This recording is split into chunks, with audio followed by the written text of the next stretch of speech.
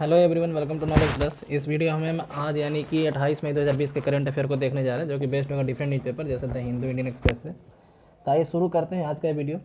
तो सबसे पहला न्यूज़ यहाँ पे है कि ट्रंप जो है अब जो है इंडिया और चाइना के बीच में मीडिएशन के लिए ऑफर किए हैं। तो पहले जो है आप देखते होंगे कि इंडिया और पाकिस्तान के बीच में मीडिएशन के लिए ऑफर करते रहते थे, और अब जो है इंडिया और चाइना के बीच में ऑपरेशन मतलब कि मीडिएशन करने के लिए ऑफर किए हैं।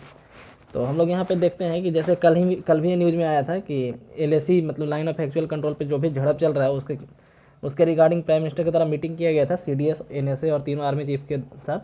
तो अब यहाँ पे बीजिंग के द्वारा कहा गया है कि सिचुएशन जो है वह स्टेबल है ना, बीजिंग से सिचुएशन स्टेबल, और दोनों साइड यूनिलेटरल मतलब बायलेटरली जो है आपस में मामला को सुलझा लेंगे, किसी तीसरे आदमी को आने की ज़रूरत नहीं है। ठीक है, तो ये था इस न्यूज़ से। गवर्नमेंट के द्वारा जो है 45 रुपये का जो सीलिंग लगाया गया था, मतलब कि बोला गया था कि मैक्सिमम 4500 ले सकते हैं कोई टेस्ट का, है ना। आईसीएमआर मतलब कि ये जो कोविड-19 का टेस्ट था उसके टेस्ट का मैक्सिमम 4500 लिया जा सकता है, ऐसा गवर्नमेंट का कहना था।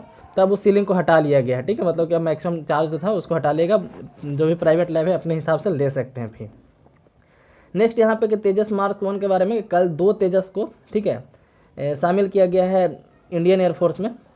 ठीक है, तो हम लोग तेजस के बारे में पढ़ लेते। तेजस को बनाया गया हॉल के द्वारा, यानी कि HAL हिंदुस्तान एरोनॉटिक्स लिमिटेड के द्वारा इसको बनाया गया है। एक सिंगल इंजन है, याद रखिएगा, एक सिंगल इंजन है। राफेल जो है ट्विन इंजन है। ये सिंगल इंजन 4th जनरेशन का फ्लाइट है, ये सिंगल इंजन है और ये मल्टीपल रोल फ्लाइट है। ठीक है, तो तेजस के बारे में इतना याद रखिए, एक सिंगल इंजन है और 4th जनरेशन का है। ठीक है, और मल्टीपल रोल फ्लाइट है। नेक्स्ट न्यूज़ यहाँ पे कि जैसे ये कोई एग्जाम पर्पज से न्यूज़ नहीं है, यहाँ पे हम बताने के लिए देख रहे हैं। मतलब कि देखिए यहाँ जैसे लिखा है कि माइग्रेंट वर्कर जंप कर गया 14 डे क्वारंटाइन को स्केप करने के लिए। मतलब कि आखिर क्वारंटाइन में दिक्कत क्या है लोगों को, यही हमको नहीं समझ में आ रहा है। तो ऐसे ऐसे लोग मतलब ऐसे भी हैं, क्या कहा जा सकता है। नेक्स्ट न्यूज़ यहाँ पे है कि BJP ask for migrant welfare board. ठीक है, तो माइग्रेंट वेलफेयर बोर्ड के लिए बीजेपी के द्वारा बोला गया है। तो बीजेपी के द्वारा दिल्ली में ऐसा बोला गया कि दिल्ली में बीजेपी विपक्ष में है। ठीक है, तो अभी ये न्यूज़ बताने का मेन पर्पस ये कि इसके पहले 2 दिन पहले की न्यूज़ आया था कि उत्तर प्रदेश की मुख्यमंत्री जो है योगी आदित्यनाथ के द्वारा एक माइग्रेंट कमीशन बनाने की बात किया गया था, है ना। एक माइग्रेंट कमीशन बनाने की बात किया गया था, जिसके साथ बोला गया था कि यदि कोई भी दूसरा स्टेट यूपी के किसी आदमी को यदि काम पे रखता है तो उसको इस कमीशन से पहले परमिशन लेना होगा और इस कमीशन को एक रिपोर्ट देना होगा कि हम इतने आदमी को रखें। तो उसी तर्ज पे बीजेपी के द्वारा मांग किया गया है दिल्ली में भी कि दिल्ली में भी एक माइग्रेंट वेलफेयर बोर्ड बनाया जाए। ठीक है, तो अभी मांग किया गया, बना नहीं है, बनेगा तो भी हम न्यूज़ हम यहाँ पर डिस्कस कर लेंगे। नेक्स्ट है कि ED files case of scissor of drugs. तो ईडी के द्वारा कुछ ड्रग्स के सीजर में केस फाइल किया गया है। तो हम लोग आइए ईडी के बारे में देख लेते हैं। ईडी जो है एक लॉ इन्फोर्समेंट एजेंसी है, मेनली इकोनॉमिक लॉ को डील करता है। यदि कोई इकोनॉमिक क्राइम होता है उसमें डील करता है। ईडी का स्थापना होता है 1 मई 1956 को इन्फोर्समेंट यूनिट के रूप में, 1 मई 1956 को इन्फोर्समेंट यूनिट के रूप में डिपार्टमेंट ऑफ इकोनॉमिक अफेयर्स के अंदर। ठीक है, डिपार्टमेंट ऑफ इकोनॉमिक अफेयर्स के अंदर। लेकिन 1957 में इसका नाम बदल के ईडी कर दिया गया, इन्फोर्समेंट डायरेक्टोरेट कर दिया गया, और अब जो है department of revenue ministry of finance के अंदर आता है। ठीक था, ये न्यूज़ था ईडी के बारे में। ये मेनली 2 लॉ को डील करता है, याद रखिए। एक है फेमा एक्ट है 1999 का। फेमा यानी FEMA foreign exchange management act 1999, और एक है PML act prevention of money laundering act 2002। उसके ये दोनों लॉ को डील करता है, फेमा एक्ट 1999 और PML एक्ट 2002। नेक्स्ट यहाँ पे governor modify law on forest right. तो गवर्नर जो है यानी कि राज्यपाल जो है स्टेट के फॉरेन राइट से रिलेटेड, फॉरेस्ट राइट से रिलेटेड, जंगल से रिलेटेड कुछ कानून को यहाँ पे चेंज किए हैं, मॉडिफाई किए हैं। Tribals now have the right to appeal. ठीक है, तो हमारे पास ये न्यूज़ क्या इंपॉर्टेंट है कि आखिर गवर्नर ऐसा क्यों करेंगे, है ना। तो आर्टिकल 371 में, ठीक है, आर्टिकल 371 में मुंबई के गवर्नर को पावर दिया गया है, महाराष्ट्र और गुजरात 2 स्टेट के गवर्नर को पावर दिया गया है कि वो कुछ किसी लॉ को, ठीक है, किसी लॉ को मॉडिफाई कर सकते हैं ट्राइबल एरिया के में। ठीक है, 5th शेड्यूल का जो एरिया आता है, 5th शेड्यूल का एरिया महाराष्ट्र उसमें आता है, 5th शेड्यूल वाले स्टेट में। तो प्रेसिडेंट को यहाँ पे बताया गया है कि 371 में क्या बोला है कि president is authorize to provide that, president governor को पावर देगा, ठीक है, governor of Maharashtra and Gujarat दोनों स्टेट को, कि would have special responsibility for establishment of separate development board for Vidarbha, Marathwada and rest of Maharashtra. तो यहाँ पे कहने का मतलब है कि जो ट्राइबल इलाके हैं, ट्राइबल इलाके के लिए एक स्पेशल बोर्ड बनाने का, ठीक है, निर्देश दे सकता है गवर्नर, और गवर्नर किसी लॉ को मॉडिफाई कर सकता है कि उस एरिया में लॉ लागू होगा या नहीं लागू होगा। तो फॉरेस्ट राइट एक्ट जो था उसको मॉडिफाई किया गया गवर्नर के द्वारा। तो आर्टिकल 371 में गवर्नर को ये पावर दिया गया। ठीक है, ये याद रखिएगा। नेक्स्ट न्यूज़ यहाँ पे है कि रो ओवर नेमिंग फ्लाईओवर इन बेंगलुरु में भी एक फ्लाईओवर बनाया गया जिसका नाम वहाँ की बीजेपी गवर्नमेंट जो है येदुरप्पा इधर, तो येदुरप्पा के द्वारा वहाँ के जो CM हैं उनको नाम रखा गया है सावरकर के द्वारा, मतलब कि सावरकर के नाम पर जो फ्लाईओवर बनाया गया है उनको वीर सावरकर के नाम पर रखा गया है। ठीक है, तो हम लोग वीर सावरकर के बारे में देख लेते हैं। ऑपोजिशन का मतलब इसी पे है कि वीर सावरकर के नाम पर नहीं रखना चाहिए। ठीक है, तो यहाँ पे हम लोग वीर सावरकर के बारे में देख लेते हैं। तो इनका जन्म हुआ था 18 मई 1883 को। ठीक है, 18 मई 1883 को, आई थिंक आज ही हुआ था, आज इनका बर्थ एनिवर्सरी है। और 26 फरवरी 1966 को इनका डेथ हुआ था। ठीक है, और इनके द्वारा मेन काम क्या किया गया था, आखिर ये क्यों फेमस है, तो एक अभिनव भारत सोसाइटी, काफ़ी बड़े रिवोल्यूशनरी में, मतलब बड़े क्रांतिकारी में इनका गिनती होता है। अभिनव भारत सोसाइटी इनके द्वारा फाउंड किया गया था मुंबई में। और लंदन में जब पढ़ाई कर रहे थे, वकालत का, लॉ का जब पढ़ाई कर रहे थे, तो वहाँ पे इंडिया हाउस एक स्थापना किया गया था। इनके द्वारा नहीं, इंडिया हाउस पहले से स्थापित था श्यामजी कृष्ण वर्मा के द्वारा। तो इंडिया हाउस के संपर्क में आए थे, जो काफ़ी एक बड़ा रिवोल्यूशनरी वर्क करता था, लंदन से ही मैनेज करता था अपना काम। वो इंडिया हाउस के नाम से वहाँ पर चलाता था। तो इंडिया हाउस के संपर्क में आए 1910, तो उसके कारण 1910 में इनको जो है इंग्लैंड में ही, मतलब लंदन में ही अरेस्ट कर लिया गया रिवोल्यूशनरी एक्टिविटी के कारण, कि आप क्रांतिकारी वर्क कर रहे हैं, तो इसलिए इनको अरेस्ट कर लिया गया। तो लंदन से इंडिया आते समय जो है समुद्र में कूद करके तैरते हुए, मतलब किसी तरीके से फ्रांस चले गए और फ्रांस में जाके असाइलम ले लिया। असाइलम तब लिया जा सकता है, मतलब कि जब किसी को खतरा हो, जब किसी को अपने देश में खतरा हो, तो दूसरे कंट्री जाकर को बोल सकता है कि हमको इस कंट्री में खतरा है, आप हमारे यहाँ शरण दीजिए। तो शरण दीजिए मतलब वही इंग्लिश में उसको असाइलम बोलते हैं, जस्ट वर्ड ऐसा समझ लीजिए। तो फ्रांस में जाकर असाइलम लिए, लेकिन फ्रांस जो है ब्रिटिश गवर्नमेंट को रिटर्न कर दिया इनको। ठीक है, क्योंकि उस दोनों के बीच में एग्रीमेंट था। तो फ्रांस को बाद में मतलब कि पूरा कंडीशन पता चला, तो फ्रांस जो है ब्रिटेन को रिटर्न कर दिया। तो जब इंडिया में आए तो इनके ऊपर मुकदमा चला, और इनके ऊपर कहा गया जज के द्वारा कि आपको तो दो बार उम्र कैद होना चाहिए, मतलब 2 जन्म का उम्र कैद होना चाहिए, आप इतना बड़ा मतलब कि क्रांतिकारी हैं। ठीक है, इसलिए इनको सेलुलर जेल अंडमान निकोबार भेज दिया गया। आप इमेजिन कर सकते हैं, किसी को बोल दिया कि अब तुमको 2 जन्म में, मतलब कि 2 जन्म उम्र कैद होगा, आदमी तो एक ही जन्म लेता है। तो इनको सेलुलर जेल अंडमान निकोबार भेज दिया और वहाँ इनको उम्र कैद की सज़ा मिला था। लेकिन बाद में फिर एक मर्सी पिटीशन दायर किए थे, है ना, यानी कि एक माफ़ीनामा ऐसा बोल सकते हैं। तो मर्सी पिटीशन दायर किए थे, जिसके तहत इनको छोड़ दिया गया बाद में। आई थिंक 25 साल के आसपास जेल में रहने के बाद इनको छोड़ दिया गया था। 1935 के लगभग में, 35 या 40 के लगभग में छोड़ दिया गया था इनको। और इस कारण से कांग्रेस कहती है कि ये जो है ये क्रांतिकारी नहीं थे, बल्कि ये तो अंग्रेजों के साथ माफ़ी मांगे थे, है ना।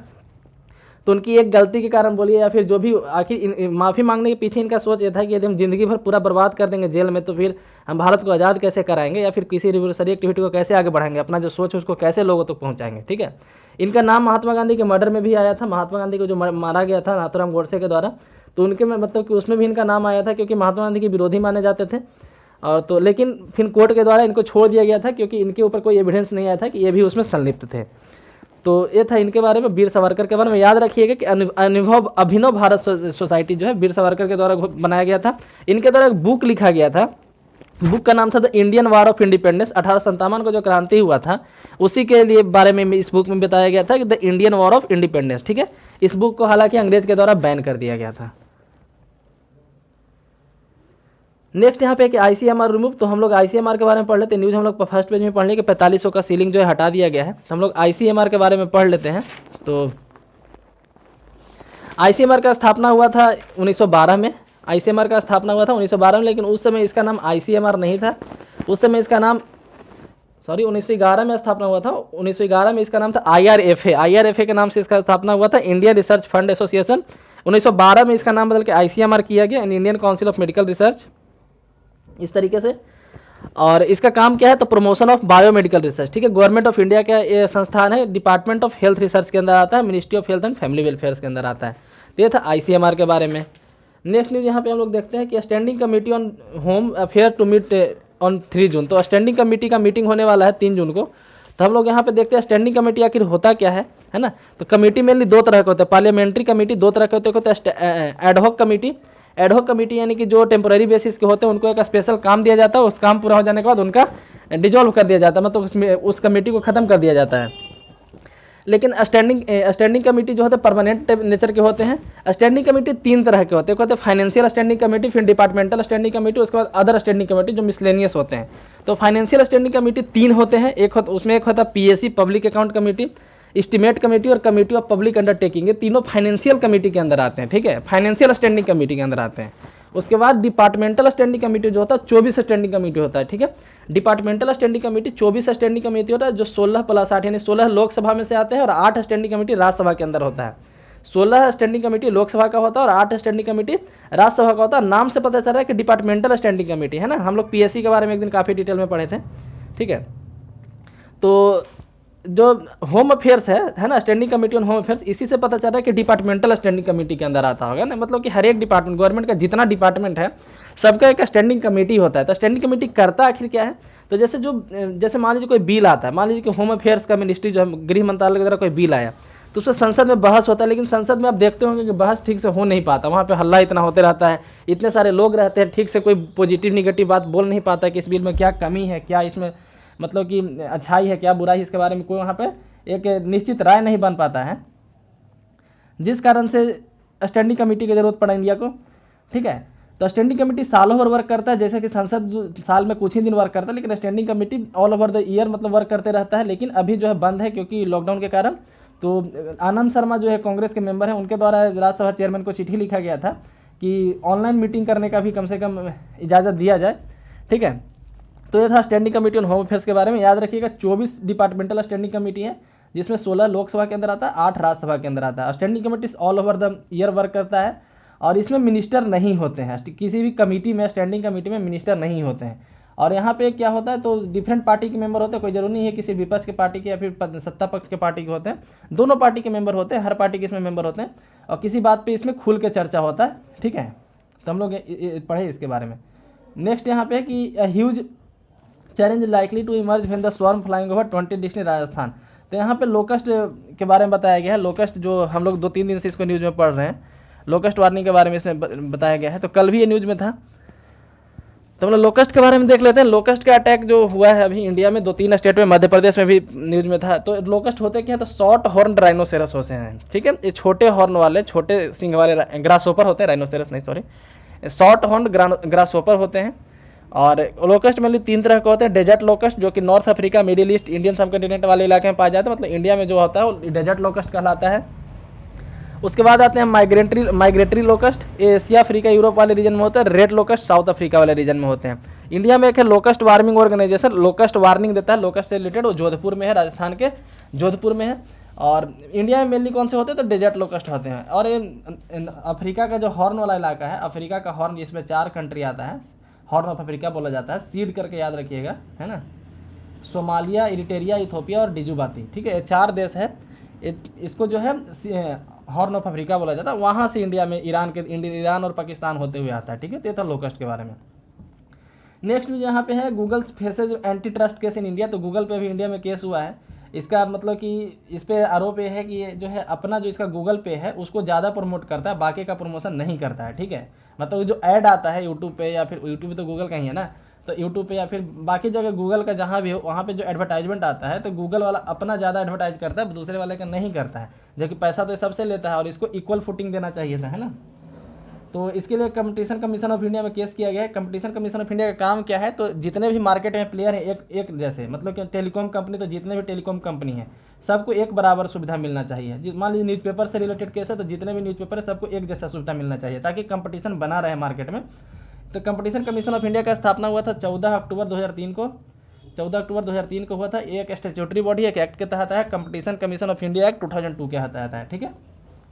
ये था कंपटीशन कमीशन ऑफ इंडिया के बारे में। नेक्स्ट है true collar data for sale on dark web. तो यहाँ पे एक वर्ड आया है डार्क वेब। यहाँ पे न्यूज़ तो सबकी समझ में आया कि ट्रू कॉलर अपना ट्रू कॉलर जो डाटा जनता से कलेक्ट किया है, उसका फ़ोन नंबर, उसका एड्रेस, नाम, पता है सब, उसको बेचने के लिए है ना। मतलब वो बेचने वाला है या फिर लीक हो गया है किसी तरह से, ठीक है।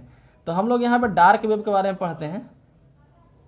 डार्क वेब के बारे में पढ़ते हैं तो देखिए, वेब एक्चुअली 3 तरह का होता है। जो हम लोग वेबसाइट यूज करते हैं, नेट जो यूज करते हैं, उसको 3 तरीके से बांटा गया है। एक होता है सरफेस वेब, एक होता है डीप वेब, एक होता है डार्क वेब। तो हम लोग जो यूज करते हैं नॉर्मली, या फिर आम जनता जो यूज करता है, उसको सरफेस वेब बोला जाता है। सरफेस वेब तो आप ऐसे समझते हैं जैसे इसका हिस्ट्री बनता है एक, है ना। हम लोग हिस्ट्री इसका देख सकते हैं। हम लोग जो भी सर्फिंग करते हैं, तो मोबाइल में गूगल क्रोम में या मोजिला में, जहाँ भी हम लोग फायरफॉक्स जहाँ भी यूज करते हैं, उसमें एक हिस्ट्री बनता है, ठीक है। तो हम लोग सरफेस वेब को यूज करते हैं।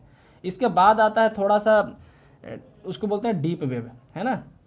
डीप वेब क्या होता है, इसका हिस्ट्री आप नहीं देख सकते हैं, सरकार जो है या फिर कोई जांच एजेंसी जो है कुछ हल्का मेहनत करके, ठीक है, इसका हिस्ट्री को देख सकती है। मतलब ये भी थोड़ा सा क्या उसको बोल सकते हैं, ओपेक हो चुका है, ठीक है, ओपेकनेस इसमें ज़्यादा है। सरफेस वेब तो एकदम खुला है कि यार को हिस्ट्री देख सकता है, सरकारी एजेंसी भी तुरंत देख सकती है कि आप क्या क्या यूज़ किए हैं, है ना।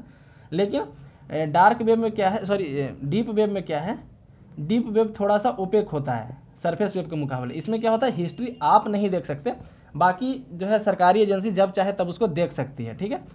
तो ये था डीप वेब। और एक होता है डार्क वेब, जैसे मोबाइल में इंकॉग्निटो आता है, जैसे आप गूगल में देखिएगा एक इंकॉग्निटो आता है इस तरीके से, ठीक है। आप इंकॉग्निटो मोड ऑन कीजिएगा तो आपके मोबाइल में फिर हिस्ट्री नहीं बनेगा, ठीक है। तो इंकॉग्निटो एक तरह का डीप वेब हो गया, ठीक है, इंकॉग्निटो एक तरह का डीप वेब हो गया। तो जनता इसको भी यूज़ करती है, लेकिन कई जनता को इसके बारे में मालूम नहीं है तो यूज़ नहीं कर पाते हैं। उसके बाद एक आता है डार्क वेब। डार्क वेब एक ऐसा वेब है जिसका ना हिस्ट्री बनता है, मतलब हिस्ट्री आप भी नहीं देख सकते, सरकारी एजेंसी भी नहीं देख सकती, काफ़ी ज़्यादा इसको मेहनत करने के बाद किसी का हिस्ट्री इसको पता चलता है। मतलब डार्क वेब यदि कोई यूज कर रहा है तो उसका यदि ट्रेस करना है कि किसी आदमी को, मतलब कि कोई आदमी क्या क्या सर्च किया है डार्क वेब का यूज करते हुए, तो सरकारी एजेंसी को भी, जांच एजेंसी को काफ़ी मशक्कत करना पड़ता है। इसलिए डार्क वेब का मेनली यूज किया जाता है इलीगल एक्टिविटीज़ में, ठीक है। डिफरेंट जो भी इलीगल काम करने वाले हैं उनके द्वारा डार्क वेब का यूज किया जाता है, ठीक है। तो ये था वेब मेनली 3 तरह के होते हैं, ये याद रखिएगा कौन कौन। तो यहाँ पे एक होता है सरफेस वेब, डीप वेब और डार्क वेब, ठीक है। नेक्स्ट न्यूज़ यहाँ पे है, यहाँ पे बताया गया है कि वियतनाम में, ठीक है, वियतनाम में कल एक शिवलिंग मिला है, ठीक, यहाँ पे देख सकते हैं एक मोनोलिथिक सैंडस्टोन, मोनोलिथिक यानी एक ही पत्थर का है, सैंडस्टोन का बना है, शिवलिंग है, ठीक है। कहाँ मिला है, तो चाम टेम्पल कॉम्प्लेक्स वियतनाम में मिला है। किसके द्वारा पाया गया, आर्कियोलॉजिकल सर्वे ऑफ इंडिया। तो इससे क्या पता चलता है कि archaeological survey of India India के बाहर भी काम करती है। 1861 में बनाया गया था अलेक्जेंडर कनिंघम के द्वारा, अभी मिनिस्ट्री ऑफ कल्चर के तहत आता है, ठीक है। तो ये था आज का न्यू डिस्कशन। और यदि वीडियो पसंद आए तो लाइक करें, चैनल को सब्सक्राइब करें। धन्यवाद।